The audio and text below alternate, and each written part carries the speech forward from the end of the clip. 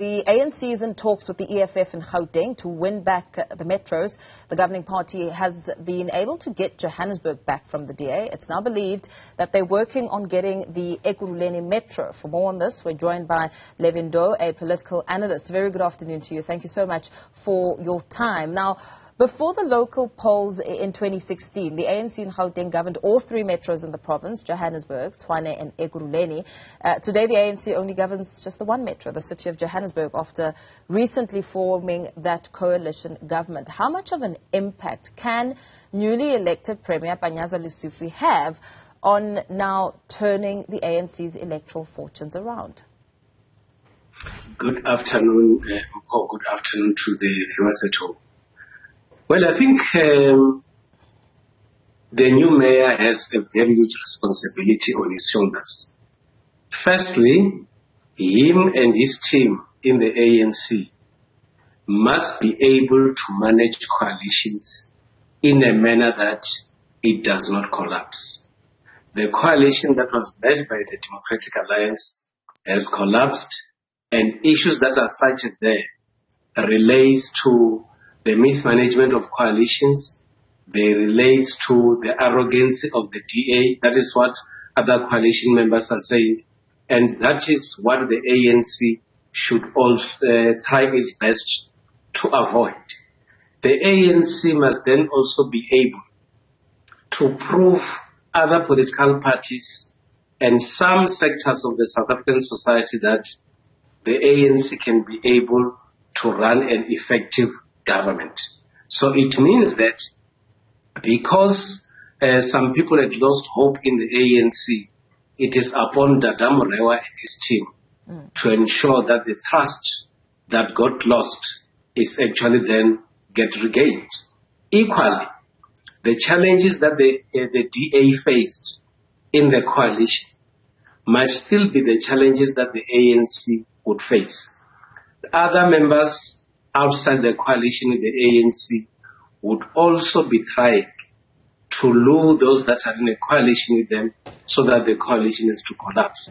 So it will be up to the ANC to develop good management strategies so that the coalition does not collapse. Yeah. With the EFF having now confirmed to Newzroom Afrika that they are indeed in talks with the ANC to take back the Ekurhuleni municipality, just expanding on the nature of coalitions in South Africa, I suppose it will be rather imperative to agree on issues of principle which would guide their partnership. Helen Zille says that coalition agreements are not worth the paper they are written on.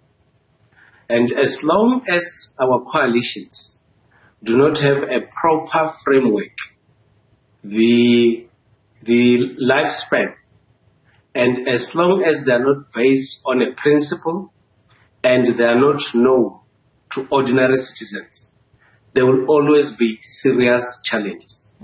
The EFF had vowed during the elections that they will never work with the ANC. Maybe it has been a change of heart, and what we should then expect is that they might be able to find one another. There was people who were having a discussion yesterday were saying that maybe it is time that black parties should try their means to come together so that they are able to fight their different challenges. And I could imagine a team of the ANC and the EFF, it might also make a huge impact. If indeed those discussions are there, it might make a huge impact because they are both pro the poor and the oppressed. So they might make a much bigger team. But as they come together, they should also try their best to bring in other political parties so that they get sufficient support in running that municipality. I suppose it brings us to the challenges of the DA-led coalition in Ekurhuleni. I mean, we saw recently Tembisa residents up in arms, burning tyres and taking their frustrations to the streets because of service delivery. Now, some critics have been saying that service delivery is somehow, within that coalition, taking a racial turn because townships seemingly left behind under the DA's watch. It is the sentiments that were also raised by Mr. Mrera, sentiments that were also raised by Premier Panyazali Sufi as was appointing his executive. And hence I say that the relationship between the ANC and the EFF might potentially bring or turn the situation in the townships around, because they are both pro-poor, both pro-oppressed, and equally they would want to see the lives of the formerly marginalized groups changing. And when it takes a racial turn, it might be informed by the fact that people in the township in some instances would feel that the Democratic Alliance leadership is actually neglecting them. Whether this is right or wrong, it will need the leadership of the Democratic Alliance to prove the township people wrong. Similar cases happened in Soweto, where the people of Soweto is saying that we feel being neglected by the council, hence they had to force the former Mayor Mpopalate to go to Soweto to talk to those people. And unless if our local government do not prioritize people that are staying in the townships, people that are formerly marginalized, they won't then be able to see any change coming from their political leaders. So the best thing for political parties to do is to focus on the formerly marginalized people, so that they should actually start to taste the fruits of democracy. I suppose that now points to the daunting task that lies ahead for Panyazali Sufi, considering the impact of corruption then on service delivery, with the estimated unemployment rate of 37% just in Gauteng and the soaring crime rates. He's also spoken of some bold commitments around these matters. What essentially is at stake for the ANC, especially as there are predictions that the party will fail to get that outright victory in the province, of course, coming 2024? Panyazali Sufi and the ANC know what they're supposed to do. They know the communities that they've been neglected in the past. They know that they must extend a hand to the middle class, which appear to be forgotten by the ANC.